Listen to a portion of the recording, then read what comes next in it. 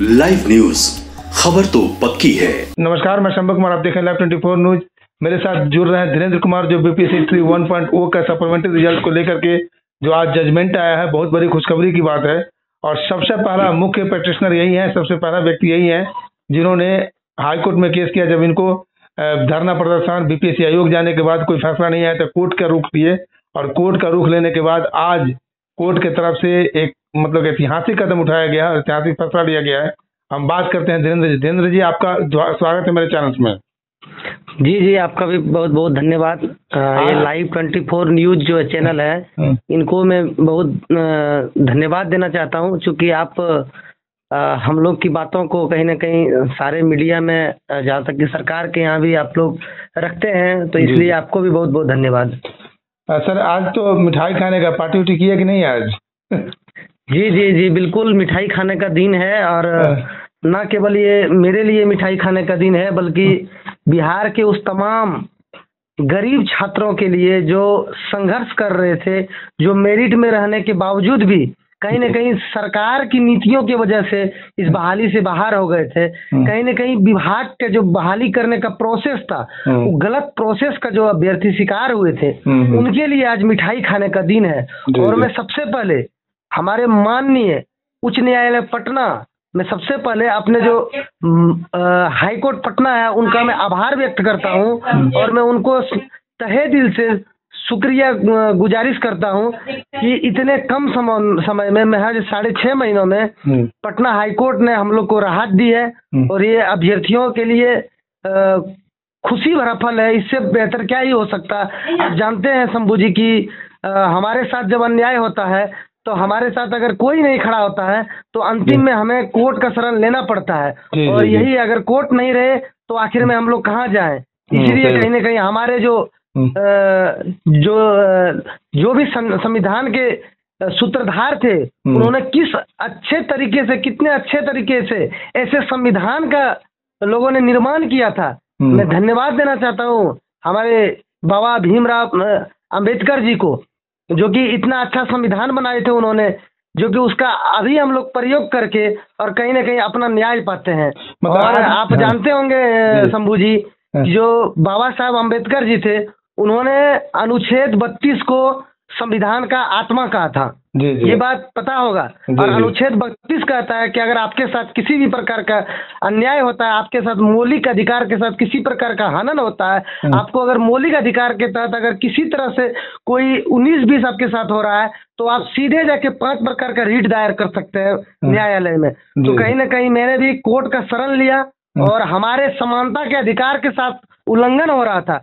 Article 14 आप कहता है कि समता का मतलब वहाँ पे समान, सभी नागरिकों के लिए समान अवसर मिलना चाहिए। जबकि हम लोग समान अंक होते हुए जो स्टूडेंट हम लोग के बराबर नंबर अचीव किए थे, वो कहीं ना कहीं स्कूल में पढ़ा रहे हैं, उतना ही नंबर पाके हम लोग आज कहीं ना कहीं रोड पे भटके, रोड से लेके कोर्ट में हम लोग भटके। लेकिन कहीं ना कहीं कोर्ट ने हम लोग को रिव दिया, हम लोग को महज कुछ उम्र के कारण छाट दिया गया था। तो मैं यही बोलना चाहता हूँ तमाम बिहार के छात्रों से कि जब भी आपके साथ अन्याय होता है तो आपको घबराने की कोई जरूरत नहीं है। आप सीधे कोर्ट जाइए, आपको वहां से जरूर न्याय मिलेगा। आज जो ये न्याय है, ये न केवल ये बिहार के सप्लीमेंट्री बच्चों के लिए, बल्कि जितने भी जगह से अभ्यर्थियों के साथ अन्याय हो रहा है, ये एक सरकार के लिए सबक होना चाहिए, सीख होना चाहिए। शंभू जी, मैं यही बोलता हूँ। और दूसरी बात, जो हमारा मौलिक अधिकार है अनुच्छेद 16 में कहता है नियोजन में समान अवसर मिलना चाहिए। तो हमें तो नियोजन में समान अवसर नहीं मिला। क्यों? क्योंकि इसलिए नहीं मिला, हमने समान अंक लाया, बट वहाँ पे आयोग और विभाग की लापरवाही के चलते हमें बाहर कर दिया गया। तो कहीं ना कहीं कोर्ट इन धारा को अच्छे तरीके से कोर्ट ने देखा और अभ्यर्थियों को राहत दिया है। और तमाम आज बिहार के उन पीड़ित अभ्यर्थियों को मैं बता देना चाहता हूँ, आज आपके लिए गर्व भरा दिन है। आज आप खुशी से झूमने का दिन है, क्योंकि आपको आज कोर्ट ने राहत दिया है। और अब मैं उम्मीद करता हूं नीतीश कुमार के नेतृत्व वाली सरकार को कि ये जो कोर्ट का फैसला है, आप उसको जल्द से जल्द उस फैसले को सम्मान कीजिए। और हमें भरोसा भी है, क्योंकि नीतीश कुमार के नेतृत्व में आज तक आप ज्यादा तक देख पाए होंगे, कोर्ट से जो भी फैसला आता है, सरकार कभी भी कोर्ट के फैसले का अवमानना नहीं करती है। हमें यहाँ भी ऐसा ही उम्मीद है शंभू जी कि सरकार इस कोर्ट के फैसले का सम्मान करे, ना कि अवमानना करे। अच्छा ये बताइए सर, हम हालांकि वकील साहब का भी इंटरव्यू लिए, इस बात का हम जिक्र नहीं कर पाए। इससे पहले खबर चलाए थे तो उसमें ये बात का जिक्र था कि चर्चा हुई थी कि आज जो फैसला होगा तो उसमें ये भी मेंशन किया जाएगा कोर्ट की तरफ से, जज साहब की तरफ, कि एक टाइम स्पेसिफाई होगा कि आपको इस टाइम से इस टाइम तक के इन व्यक्तियों को, इन छात्रों को, अभ्यर्थियों को ज्वाइन करवा दिया जाएगा। इस बात का फोकस है क्या? इस बात की क्या जानकारी है आपको? जी, इसके बारे में तो रीट में कुछ स्पेसिफिक नहीं दिया हुआ है, लेकिन बस आप इतना ही जान लें, क्योंकि ये जो सीट था वो टीआरई 3 के सीट के विरुद्ध था, क्योंकि सरकार टीआरई 1 की सीटों को टीआरई 3 में ऐड कर रही थी। तो यहाँ पे कोर्ट ने सीधे डायरेक्शन दिया है कि आप टीआरई 3 पे जो सीटें टीआरई 1 का ऐड कर रहे थे, आप उनको ऐड नहीं कर सकते, आप पहले वहां से भरिए। आपका अधिकार, तो आप यही मान सकते हैं कि पहले टीआरई 1 फिर टीआरई 3। कोर्ट ने यहाँ पे सीधे इंडिकेट कर दिया है कि पहले आप टीआरई 1 को कंप्लीट कीजिए, इसके बाद आप टीआरई 3 को कर सकते हैं। ये मतलब कोर्ट के नजरिए से सीधा देखा जा रहा है, क्योंकि उन्होंने साफ मना कर दिया है। जो कोर्ट से ऑर्डर आया उसमें साफ लिखा हुआ है कि जो सीटें हैं 26-23 में, विज्ञापन संख्या 26-23 में, उसको वहीं मेरिट से भरा जाए, क्योंकि वहां पे कैंडिडेट मेरिट वाले अभी अवेलेबल हैं।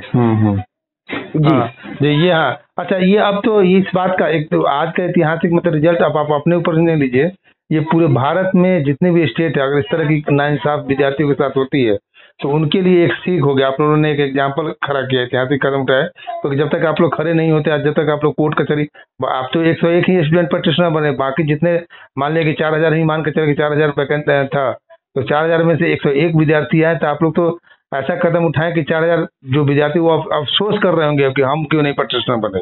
और कई सारे मेरे पास कॉल आ रहे हैं कि अब से हो सकता है कि नहीं, अब क्या होगा, यार अब तो हो गया जो होना था, अब आगे आप बात कीजिए। तो देखिए संकुल जी, एक बात और मैं स्पष्ट करना चाहता हूँ कि कोर्ट का जो निर्णय है वो निर्णय में, चूंकि कोर्ट का जो निर्णय है उसको मैं गलत तरीके से पेश नहीं कर सकता हूँ। कोर्ट का स्पष्ट करना है कि आप उन सीटों को भरिए।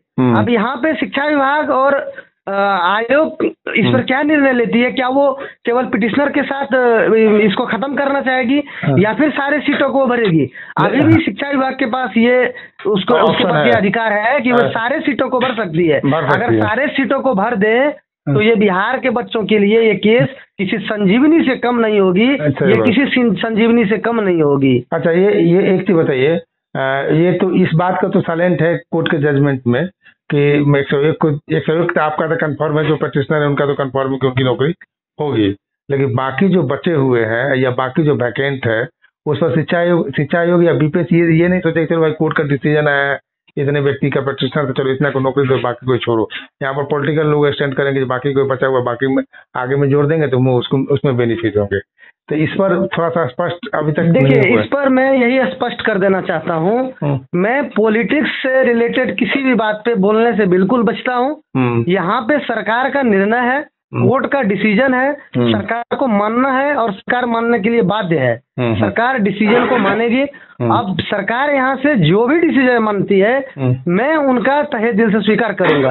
अगर सरकार पिटिशनर्स के साथ जाती है तो कहीं ना कहीं कोर्ट के द्वारा भी कहा जाता है कि जो अभ्यर्थी अपने अधिकार के लिए लड़ता है, जो अपने हक के लिए लड़ता है, उसको रिलीफ दिया जाता है, तो वहां भी हमें ऐतराज नहीं होगी। अगर सरकार में छात्रों के प्रति सहानुभूति है तो सरकार सारे सीट पर सप्लीमेंट्री रिजल्ट जारी करे, हम उनका भी सम्मान करते हैं। हमें दोनों तरफ से जो भी सरकार की तरफ से कदम उठाया जाएगा, हम दोनों में बिल्कुल ही अपना सहमति जताते हैं और मेरा दोनों में हाँ रहेगा, किसी में ना नहीं रहेगा। या तो वो पिटिशनर को दे दे या फिर सारे सीटों को भर दे। अगर सारे सीटों को भर दे तो बच्चों के लिए और भी फायदा हो जाएगा। हाँ, सोने पे सुहागा की बात होगी जी। तो आज तो आप खुश है, पूरे परिवार वाले का क्या माहौल था आज? जी, खुशियाँ तो होंगी, क्योंकि मेरा घर पटना से 300 किलोमीटर है और यहाँ से जाके आंदोलन में संगठन बनाना, आंदोलन करना, 7 बार आंदोलन, 3 बार आप खुद थे वहाँ। बीपीएससी आयोग में पहला छात्र हम थे जो कि अतुल प्रसाद से मिलने के लिए घुसे थे। वहाँ भी हमें कुछ स्पष्ट तरीके से नहीं बताया जा रहा था, सप्लीमेंट्री रिजल्ट के बारे में बार बार घुमाया जा रहा था। और अंदर के बैठे अधिकारी, अभी भी मैं बता देता हूँ, अगर मेरा सीसीटीवी कैमरा में कोई वीडियो ऑडियो फुटेज रहे बीपीएससी के आयोग के अंदर, जब मैं सवाल रखा था वहां से आयोग ने हम लोग को सीधे बोला था कि आप लोग कोर्ट जाइए, कोर्ट से ही मिलेगा। मैं अभी भी इस बात की गारंटी देता हूं अगर वीडियो फुटेज है वो निकाल के देख ले, वहाँ के अधिकारी द्वारा हमें बोला गया था कि आप कोर्ट जाएं, तो कहीं ना कहीं हम लोग को लगा कि यहाँ से अब कुछ संभव नहीं है, तो हमें कोर्ट तो जाना ही पड़ेगा। और हमने बिल्कुल मतलब आज सच्चाई की जीत हुई है, कानून पर लोगों को एकदम आज बिल्कुल सच्चाई की जीत हुई है। और मैं कहता हूँ कि सरकार की हार नहीं हुई है, ये भी मैं कहता हूँ सरकार की जीत हुई है, अभ्यर्थियों की जीत हुई है, लेकिन सरकार की हार नहीं हुई है, क्योंकि हम तो सरकार के ही बच्चे हैं। हम बिहारी जितने बच्चे हैं या कोई भी बच्चे रहे या यूपी के बच्चे रहे, जो यहाँ बिहार में सेवा देने के लिए, चाहे यूपी के भी बच्चे क्यों ना हो, वो बिहार में सेवा देने के लिए आए, तो कहीं ना कहीं बिहार सरकार के ही अंदर रह के हम लोग को आगे काम करना है। अब सेवा का ही काम करेंगे ना जी बिल्कुल। यहाँ पे सरकार की भी जीत हुई है, हम तो यही कहते हैं। यहाँ पे आम जन एक प्रकार से बोलता है जैसे जन आंदोलन की जीत हुई है जी। मतलब अधिकार का जीत हुआ है, और अधिकार पर आप अधिकार से लड़के सरकार से काम, मतलब सरकार की सेवा करेंगे, ये भी खुशी की बात है, कोई बड़ी बात नहीं। बिल्कुल। चलिए, बहुत बहुत धन्यवाद आपको हमसे जुड़ने के लिए, और आपको हमारी शुभकामनाएं, हमारे चैनल के सभी टीम के साथ आपकी शुभकामनाएं हैं, और भविष्य में आप बिहार के उज्जवल के लिए काम करते रहें। बिल्कुल निश्चित, आप जो बता रहे हैं उस पर खड़ा उतरेंगे, और आपको और आपके चैनल को बहुत बहुत धन्यवाद। ठीक है, thank you so much. Live news, खबर तो पक्की है।